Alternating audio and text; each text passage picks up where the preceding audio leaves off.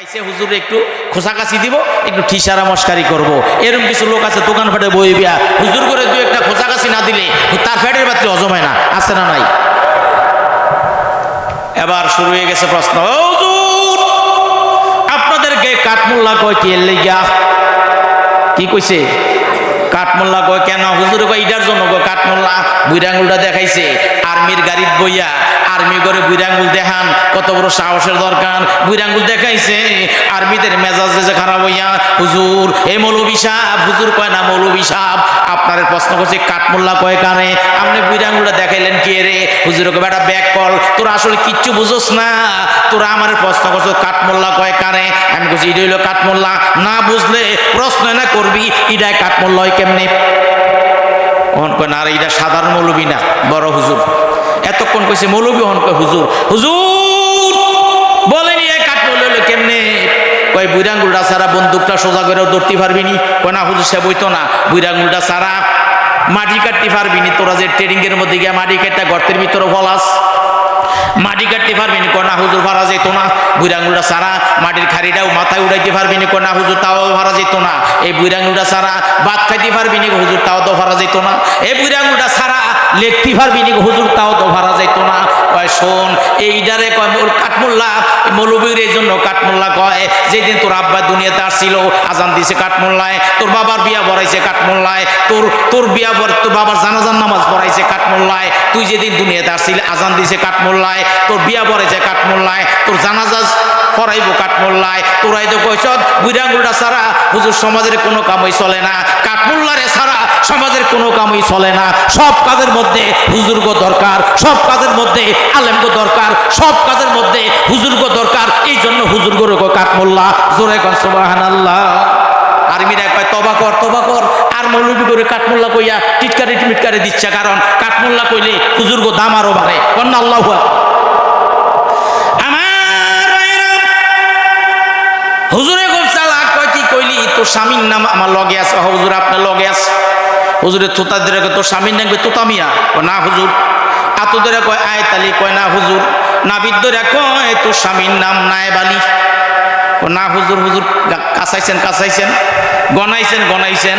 আমার ভাইরা সব কথা জানলো কিন্তু বাঙ্গিয়া কম যায় না। টেলিভিশন ছায়া, সিনেমা ছায়া, ছায়া ছবি দেখা, উলঙ্গ বেগানা মহিলার নাচ গান দেখা চরিত্র মন খারাপ হয়েছে। চরিত্র খারাপ হইয়া যাওয়ার কারণে সমাজের মধ্যে গোপনে গোপনে জিনা ব্যভিচার শুরু হয়ে গেছে। সব কথা জানলো বাঙ্গিয়া কম যায় না। কথা বলেন ঠিক কিনা? এই যে মোবাইলটা যদি ঠিক মতো চালাইতে না পারেন, এই মোবাইলটা আপনাকে জাহান্নামে নিয়ে ছাড়বে। কথা বলেন ঠিক কিনা? জাহান্নামে যাওয়ার রাস্তা মোবাইল ক্যামেরা, জাহান্নামে যাওয়ার রাস্তা মোবাইল ক্যামেরা, ইহার দ্বারা নাচ গান শোনে যুবতী মেয়েরা, ইহার দ্বারা ছবি দেখে যুবক ছেলেরা, অশ্লীল ছবি উঠায় তারা মোবাইল দ্বারা। ঠিক কিনা? প্রেম প্রীতির আলাপ চলে মোবাইল দ্বারা ভাই। মা বাবা গার্জিয়ানদের কোনো খবর নাই। সিনেমা ও ভিডিওতে দেখলে ছায়া ছবি, কবরে ও হাসরেতে শাস্তি পাবে হেবি। টিভি সিনেমার নাচ গান দেখবো না ভাইয়ার, ফেরেশতাদের মুগুরের আহা কি যে মার। আসেনি মুগুরের বাড়ি? জোরে কোন আসেনি কবরে মুগুরের বাড়ি? আমার যারা এগুলো দেখবে, টেলিভিশন সিনেমা ছবি দেখবে, উলঙ্গ মোবাইলের মাধ্যমে উলঙ্গ বেগানা মহিলার নাচ গান দেখবে, নাটক দেখবে, ভিডিও দেখবে, 5 প্রকারের ক্ষতি হবে। 1 নম্বরে অর্থ নষ্ট হবে, 2 নম্বরে সময় নষ্ট, 3 নম্বরে স্বাস্থ্য নষ্ট, 4 নম্বরে চরিত্র নষ্ট, 5 নম্বরে ঈমান নষ্ট হবে। আপনারা বলেন তো, ঈমান যদি নষ্ট হয়ে যায়, নামাজ পড়লে কাজ হইব নি? যেরকম কাজ হইব, রোজা রাখলে কাজ হবে, হজ করলে কাজ হবে, যাকাত দিলে কাজ হবে। কারে ইমা আকিদা কি মেরামত, কারে ইমা আকিদা কি মেরামত, না গুইয়া ফরজ সুন্নত কি জরুরত। ইমানের মধ্যে যদি ত্রুটি বিচ্যুতি থাকে, ইমানের মধ্যে যদি গড়গড়ি ফরফরি থাকে, হে মুসলমান ইমানকে করো আগে সোজা, তারপরে করো নামাজ আর রোজা, নতুবা বোঝার ঘরের বোঝা লাগবে না তোমার নামাজ আর রোজা। কথা বলেন ঠিক কিনা? আমার ভাইরা 4 কারণে মানুষ জাহান্নামে যাবে। জোরে কোন কয় কারণ? জাহান্নামীরা বলবে ক্বালু লাম নাকু মিনাল মুসাল্লিন,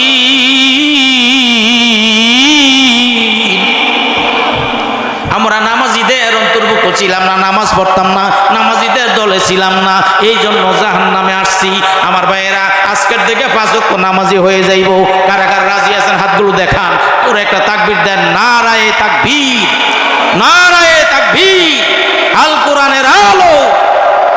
একটু জিকির করেন লা ইলাহা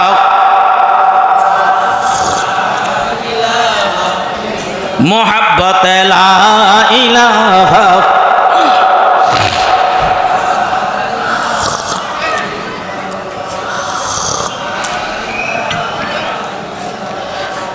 লা ইলাহা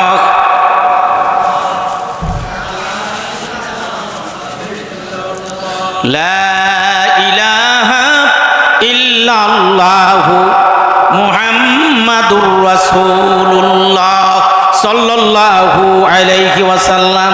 জোরে জোরে বলেন আলহামদুলিল্লাহ। নারায়ে তাকবীর। ওয়াজ শুনতে মিষ্টি লাগবো, আমল করতে কষ্ট লাগবো। কথা বলেন ঠিক কিনা? আমার ভাইয়েরা, 2 নম্বর কারণ জাহান্নামে যাওয়ার প্রশ্ন করা হবে, মা সালাকাকুম ফি সাকর, কিসে তোমাদের জাহান্নামে নিক্ষেপ করলো? 2 নম্বর কারণ বলবে ওয়ালাম নাকু নুতঈমুল মিসকিন, আমরা অভাবী দরিদ্র মিসকিনদেরকে খাবার দিতাম না। অভাবী দেখলে দমক দিয়েন না, মিসকিন দেখলে দমক দিয়েন না, ক্ষুধার্ত দেখলে তাড়াইয়ে দিয়েন না।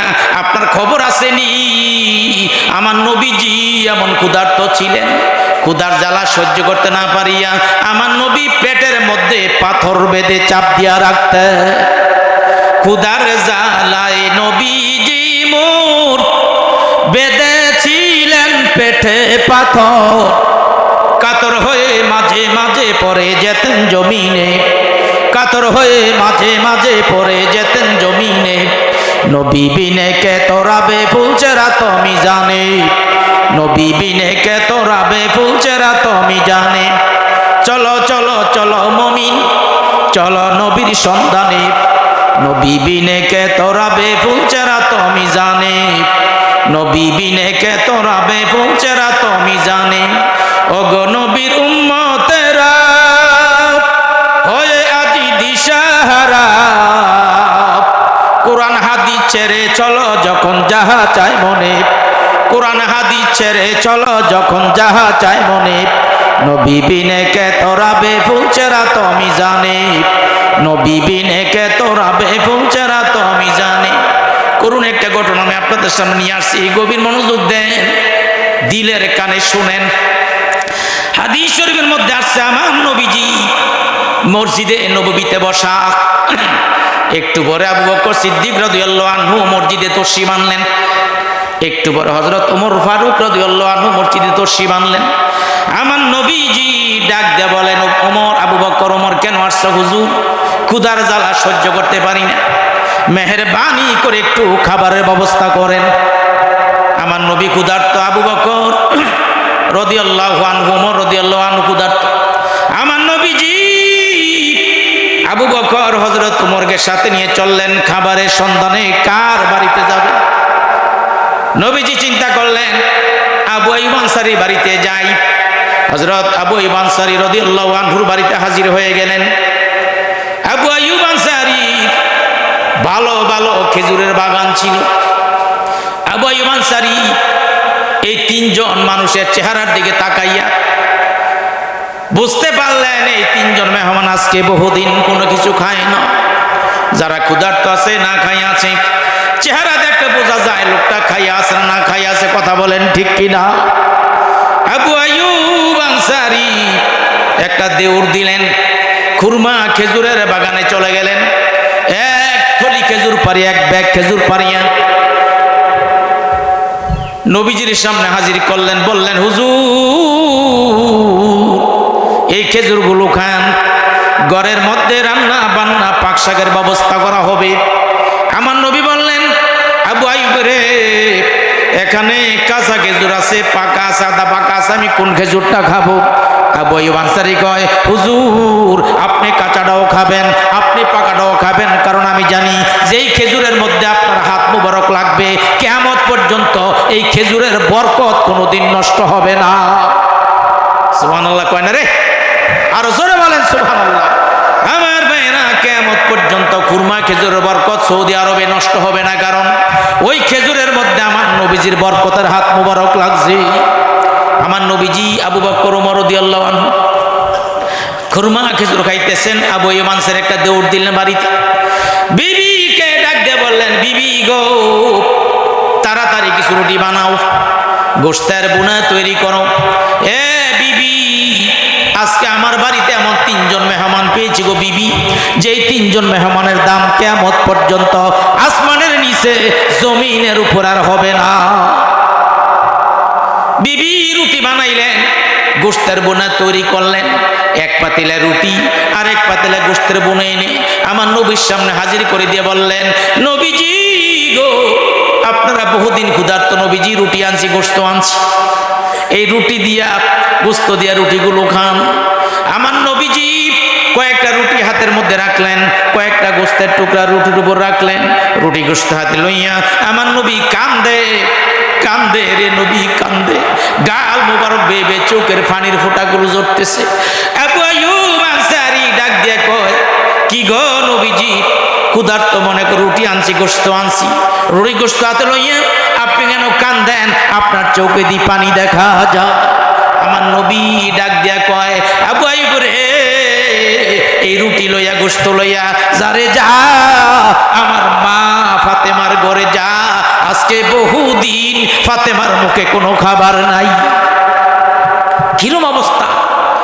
আরেকটা হাদিসের কথা বলি, আল্লাহর নবী 15 দিন মদিনার বাইরে ছিলেন, 15 দিন পরে মদিনা শরীফে আসলেন, মসজিদে নববীতে 2 রাকাত নামাজ পড়লেন, সাহাবীদেরকে ডাক দিয়ে বললেন, ও সাহাবীরা তোমরা সবাই যার যার বাড়িতে যাও, আমি এখন আমার মা ফাতেমার ঘরে যাব।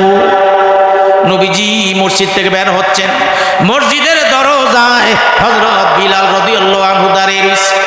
বিলাল ডাক দেয় কয়, নবীজি গো আপনার মা ফাতেমার খবর নিছেননি? আমার নবী ডাক দিয়া কয়, বেলাল রে 15 দিন মদিনার বাইরে ছিলাম, কি হয়েছে আমার মা ফাতেমা? হুজুর আপনার মা ফাতেমা আজকে 15 দিন বিছনার থেকে উঠতে পারেন না। আল্লাহু আকবার। আমার নবী এই কথা শুনে মনে হয় নবীজির কলিজা আগুন লেগে গেছে। ডাক দেখো, বেলাল রে কি শোনাইলি বিলাল, আমি নবী সইতে পারি না। আমার নবী একটা দৌড় দিলেন, হযরত ফাতেমা ঘরে দরজায় দাঁড়াইলেন, ডাক দিয়ে বললেন, এ ফাতেমা আমি আসছি গো মা, জলদি দরজা খুল। কোনো শব্দ নাই, কোনো আওয়াজ নেই। আবার নবী ডাকতেছে, এ ফাতেমা আমি তোর বাবা আসছি গো মা, জলদি দরজা খুল। কোনো শব্দ নাই, কোনো আওয়াজ নেই। আবার নবী ডাকতেছে, এ ফাতেমা কই গো ফাতেমা, জলদি দরজা খুল, আমি আসছি বাবা তোকে এক নজর দেখার জন্য।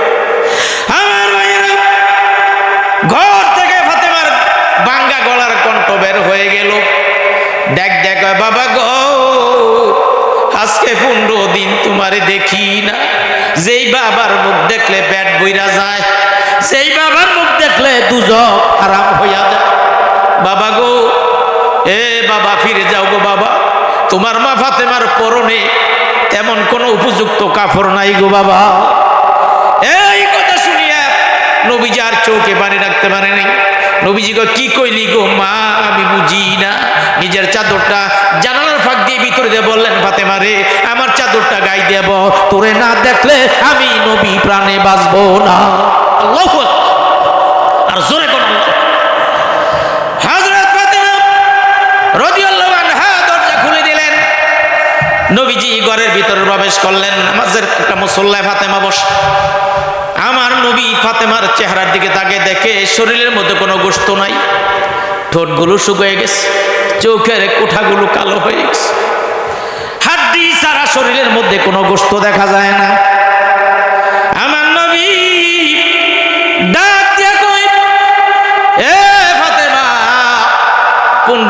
কত সুন্দর স্বাস্থ্য দেখছিলাম গো মা, এত তাড়াতাড়ি তোর স্বাস্থ্য কেমনে নষ্ট হয়ে গেল রে মা? তোর বুঝি কোনো অসুখ আছে? না, গায়ে কোনো জ্বর আছে? হযরত ফাতেমা বাবার বুকে মাথা ঠেকাইয়া ডাক দিয়া কয়, বাবা গো, আজকে 15 দিন আও বাবা, ফাতেমার কোনো অসুখ নাই, গায়ে কোনো জ্বর নাই গো বাবা। এ বাবা, আজকে 15 দিন ফাতেমার মুখে কোনো খাবার নাই। এ বাবা, পানি খাইয়া খেজুর খাইয়া মানুষ কয়দিন বাঁচে গো বাবা? আমার নবী ডাক দেখ ফাতেমারে, কান্দিস না রে মা, এই মদিনায় কত ধনী লোকের ছেলেরা তোকে বিয়ে করতে চাইছিল, আমি দেই না, আমি গরিব আলীর কাছে তোরে বিয়ে দিয়েছি। এ ফাতেমা, তুই যে নামাজের মুসল্লায় বইস, নামাজের মুসল্লার কিনারটা একটু আলগি দে রে মা, আলগি দে। হযরত ফাতেমা বলেন, আমি নামাজের মুসল্লার কিনারটা একটু আলগি দিলাম, তাকে দেখি মাটির নিচে আল্লাহর হুকুমে গলিত স্বর্ণের নহর প্রবাহিত হচ্ছে। জোরে বলেন সুবহানাল্লাহ। আমার নবীজি ডাক দেব ফাতেমারে, দেখ দেখ, তাকিয়ে দেখ, মাটির নিচে কত স্বর্ণ দেখা যায়, ইচ্ছাগুলো উঠা, বিরাট বড় লোক হইতে পারবি। হযরত ফাতেমা দেখ দেখ বাবা গো, এ বাবা, আমি দুনিয়ার সুখ চাই না, আমি আখিরাতের সুখ চাই। জোরে কর সুবহানাল্লাহ। আমার নবী দেখ দেখ ফাতেমারে, এ ফাতেমা দেখ দেখ, কত স্বর্ণ দেখা যায়, বিরাট বড় লোক হইতে পারবি। আল্লাহ কোরআন শরীফে বলছেন, ওমাই ইউরিদ সাওয়াবাদ দুনিয়া নুতিহি মিনহা ওমাই ইউরিদ সাওয়াবাল আখিরাতি নুতিহি মিনহা। যারা দুনিয়া সুখ চাইছে তারা দুনিয়া পাইছে, যারা আখিরাতে সুখ চাইছে তারা আখিরাত পাইছে। এ ফাতেমা, তুই কি দুনিয়ার সুখ চাস না আখিরাতে সুখ চাস? দেখ দেখ, মাটির নিচে কত স্বর্ণ দেখা যায়, ইচ্ছাগুলো উঠা, বিরাট বড়লোক হইতে পারবি। হযরত ফাতেমা বাবার বুকে মাথা ঠেকাইয়া ডাক দেখ, বাবা গো, আমি ফাতেমা দুনিয়ার সুখ চাই না, আমি আখিরাতের সুখ চাই। জোরে বলেন সুবহানাল্লাহ। আপনারা এখানে যারা এসেছেন, আমি আপনাদের কাছ থেকে জানতে চাই, আপনারা কি দুনিয়ার সুখ চান না আখিরাতের সুখ চান? জোরে কোন, দুনিয়ার সুখ না আখিরাতের সুখ? কারা কারা দেখি আখিরাতের সুখগুলো চান? একটু হাতগুলো উঠান, জোরে একটা তাকবীর দেন। নারায়ে তাকবীর, নারায়ে তাকবীর।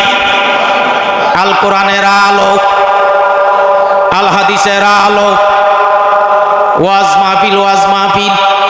আমার ভাইয়েরা, হাত উঠাইলাম, আমরা দুনিয়ার সুখ চাই, আখিরাতের সুখ চাই না। পরীক্ষা করলে টিকবেন তো আপনারা?